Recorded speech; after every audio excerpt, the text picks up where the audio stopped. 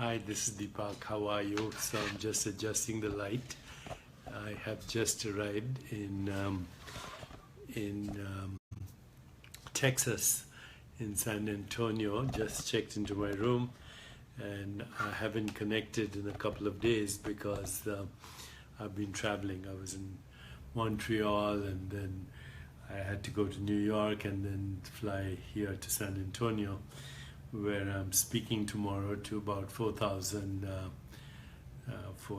physicians at the American Academy of Family Physicians. So apologize that I haven't been in touch, but here I am, and I was going through my email, and I know that you probably know that you can send me questions on any topic, although right now most questions are coming from those who have read You Are the Universe. But you can send me any questions, and they can go to info@jayo.com. So today's question is a very intriguing question. It comes from Meadow Zama. And Meadow says, please tell me if you can give insights into how being transgender is not a mental perception. I read that it is now no longer considered a mental issue. Can you explain how it is not a perceptual mental image? I don't see how, if the body is one gender type and the mind does not feel right about the gender of the physical body, how can anyone say that this is not a mental, emotional issue or perception?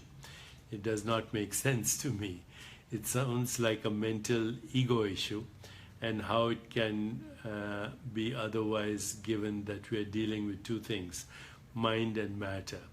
Is not just the mind judging itself as the matter or not liking the matter/body. Any insights from a spiritual perspective would be appreciated. Thanks, Moon Meadow. So, not an easy question, right? Here's the fundamental thing to grasp. Being, which is the same thing as awareness or consciousness, is formless, and therefore does not have a gender identity. It's just awareness, all possibilities. And so being has no gender identity. Being or awareness or consciousness, fundamental consciousness, is a field of all possibilities. It's a field of creativity. It's a field of correlation. It's a field of unpredictability. And it's the source of intention. It's also the source of thought, the source of perceptions, the source of emotions, and the source of feelings, and the source of imagination. And at a very deep level, both sensations, sense perceptions, images, feelings, thoughts, they're entangled, which means they're inseparable. You change one, you change all the others.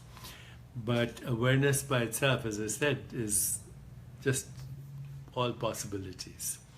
Now, having said that, ever since there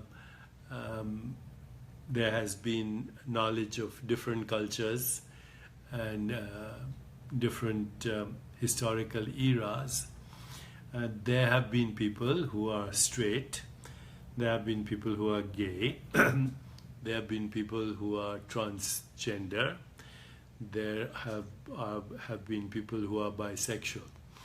And these people have existed throughout the ages in every culture. But because the majority of the people are straight, then the cultural mindset has been such that people who are of different sexual orientation, they have been discriminated over and over again throughout the ages, which is very unfortunate, because people who have gender issues. They are just trying their best to be themselves, but they're also very afraid. They're also very afraid of being judged by society, and many of them therefore suffer from, because of societal issues and societal judgments, they suffer from guilt, humiliation, and frequently depression. So I'm glad that in today's environment there is a real awareness of the variety of sexual orientations that people have, and that there is more and more recognition that everybody as a spiritual being is totally equal, and that any judgment really is a call against love. Now the question is very interesting. You know, if a person mentally feels in a certain way, but their body doesn't reflect that, what does that actually mean? And that is something very difficult to answer. The body usually reflects the sexual orientation of the person. If not in the appearance of genitalia, it definitely reflects it in body language, in eye movements, in the tone of the voice, in gestures, in facial expressions. So all of this is now being looked at, even through genetic studies, but also through epigenetics, and also through very sophisticated artificial intelligence systems that are basically able to look at facial expressions and eye movements and gestures and actually tell you what the sexual orientation of a person is.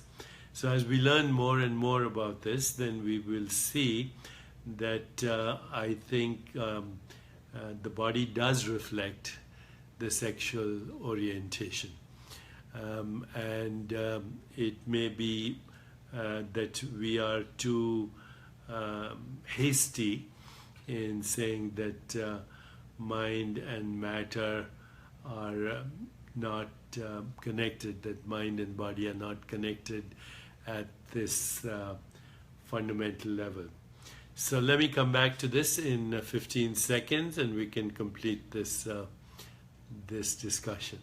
Okay?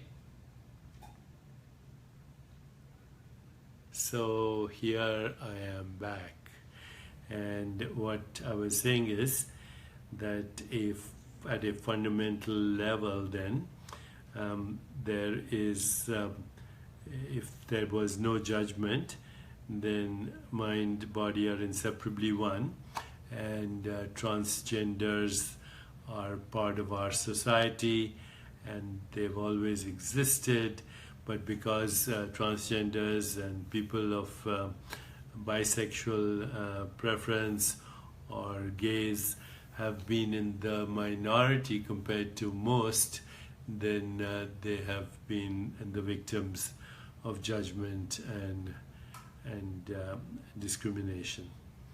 So recognize that at the level of spirit we are formless beings with infinite possibilities, and what really makes the world interesting is the diversity that there is, the diversity of colors, skin colors, the diversity of races, the diversity of sexual orientation, the diversity of culture, the diversity of religion, even though the religious experience everywhere is the same. The religious experience is transcendence, which is ultimately recognizing and experiencing your timeless being, the emergence of Platonic values such as truth, goodness, beauty, harmony,